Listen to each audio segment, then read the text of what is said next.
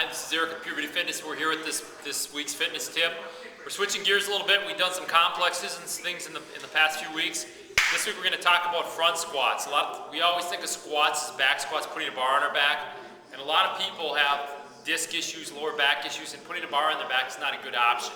If you have any kind of disc injury, herniation in your cervical or your lumbar spine or your thoracic spine, that's pretty rare, but it does happen. You don't ever want to load a bar directly on that spine, and that can exacerbate the problem. So what we want to do is if we want to do squats with a bar, we can always do a great alternative, which is front squats. The problem is a lot of people kind of shy away from them because they can be a little uncomfortable at first, but the great thing about front squats is they actually can add some shoulder mobility, and they actually can take a lot of pressure off the spine and teach your body good posture. So when you do a front squat, the rack I like to use is to take both hands here, get under the bar, roll my wrist back and put it right here across my almost like laying it on my collarbone. My elbows are up, my wrists are back, my shoulder blades are pulled back, and then I like to put a target. In this case I have this yellow ball, and I'm going to take this target right here, and I'm just going to come back, touch my hips, and push up. Touch my hips, and push up forward with my hips. That way I get my hips to do what I want them to do. As I'm pushing back my hips and I'm pushing forward as I come up. I'm pulling myself down. We've talked about this. And back up, maintaining this nice tight rack here with my elbows up, my wrist back like this. Now as you start off, this might be a little uncomfortable.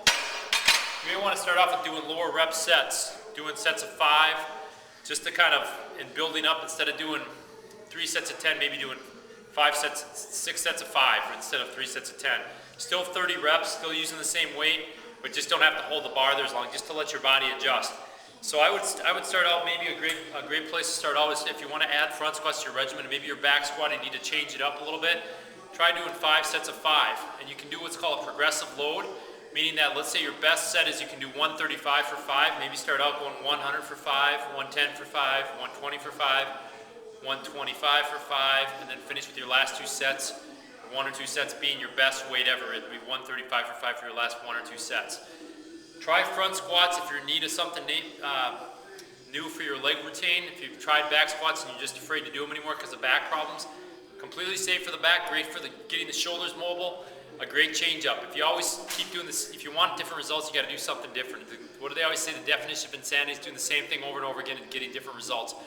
One other little note on these front squats is that they're awesome. They do a little more for developing the quads.